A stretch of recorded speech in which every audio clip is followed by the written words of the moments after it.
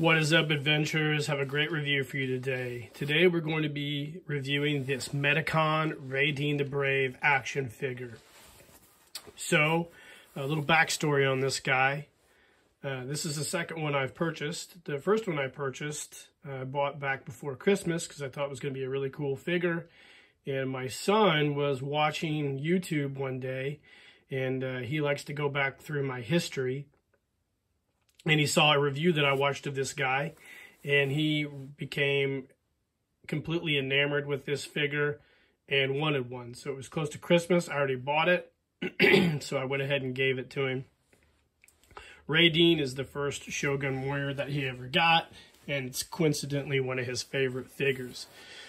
So after I gave it to him for Christmas, he was pretty excited. So I thought, man, maybe I'll find another one for myself. And I did, and this has a nice little backstory as well. This figure here is a charity auction that I won. It's for a fella who was a veteran out in New York and had a massive collection of anime robots, and he had passed away, and his family was auctioning this stuff off for charity. So I thought that was a great cause, and I dropped some coin to buy this figure to add to my collection. So this guy we're reviewing today, and I think it's a great figure. For those of you who aren't familiar with Raideen the Brave, it was a Japanese anime cartoon that aired in the mid-70s.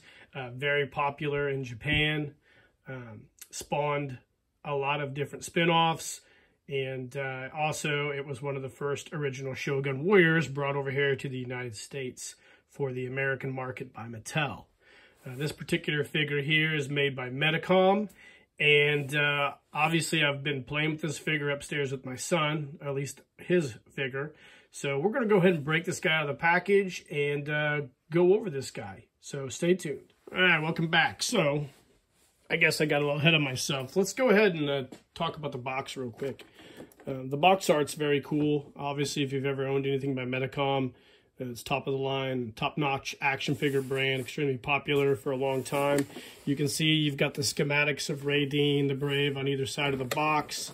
Everything is in Japanese except for ages 13 and up, which coincidentally my son is only 4, but he has some advanced play patterns. I'm not bragging, I'm just telling you the truth. On the back, you can see Raideen the Brave here, posing with one of his weapons, his bow fist. Excuse me. Every time I drink coffee, I get phlegmy. So he also this figure transforms into the Godbird mode. This is one of the villains that Raideen fights in the cartoon, and then he has his iron or Godbreaker fist with a powerful giant knife. A couple different versions of that. So really cool box art. I love the Japanese anime figures and the box art from the manufacturers like Takara and Medicom over in Japan. Just awesome, top-notch stuff. So we'll pause the video and we'll come back and we'll bust this guy out of the package. All right, guys, welcome back. So let's go over the accessories that come with this guy before we bust him out of here real quick.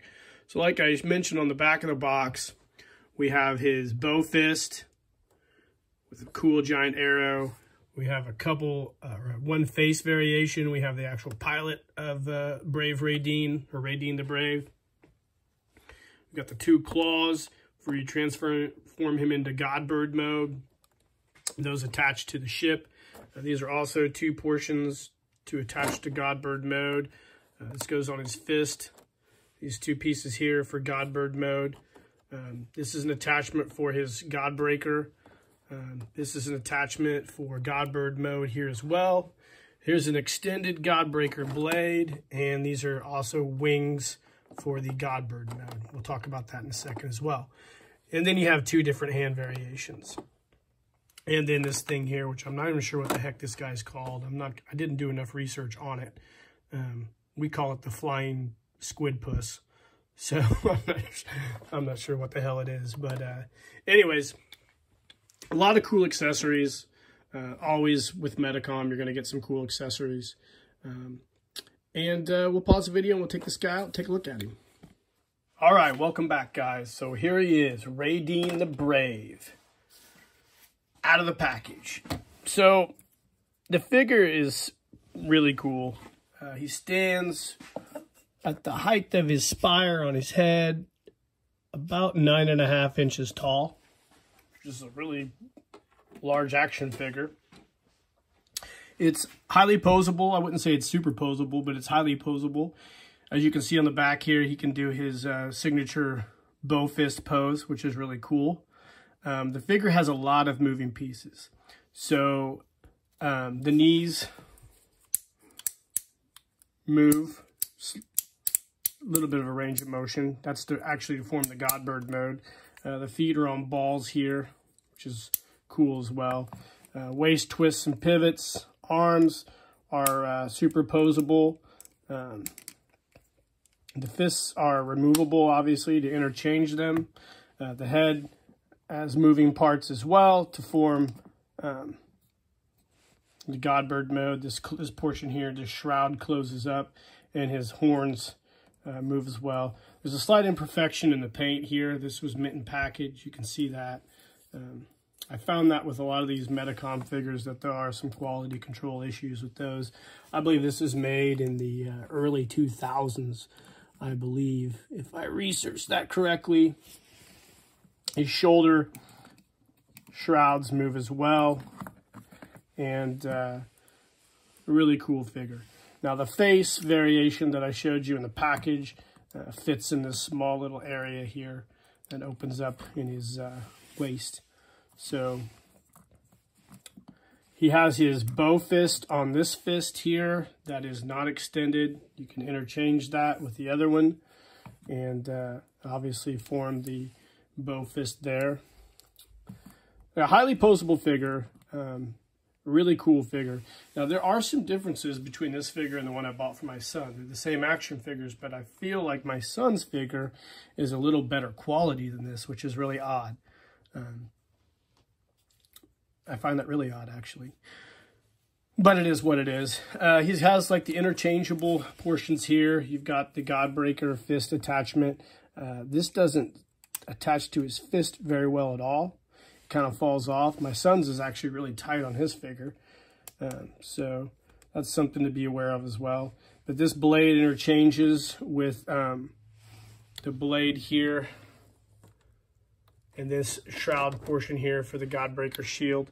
So you can form a really cool weapon. Excuse my hand there. We've done that quite a bit as well with the figures. Now the figure is actually really durable, shockingly enough. A 4-year-old's been playing with this figure since December and he hasn't broken it yet, which I'm shocked. But there's a few things about this figure that I don't like. So full disclosure, the first thing I don't like is the fists that you interchange. They're extremely hard to get off. You have to heat them up and take them off. You can't just pop them off.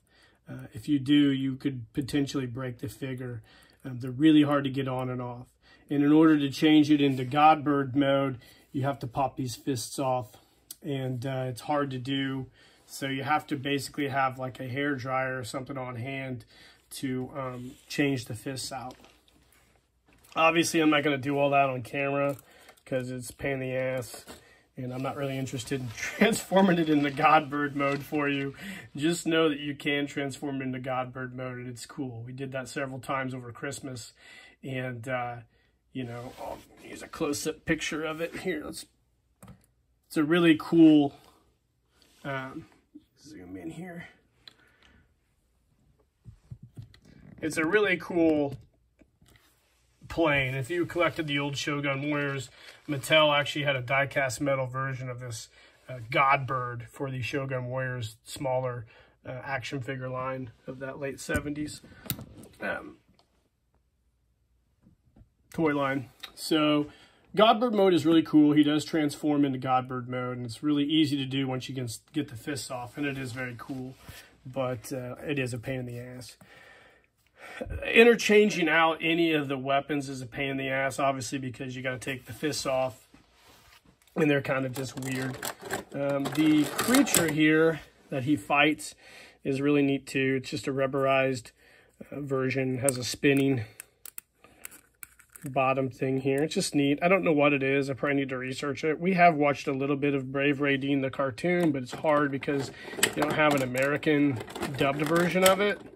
So I have to read my son the subtitles, and I can do that for about an episode, but after about 5 episodes, I get pretty goddamn sick and tired of reading subtitles. But I've been doing that a lot with Tetsujin 28.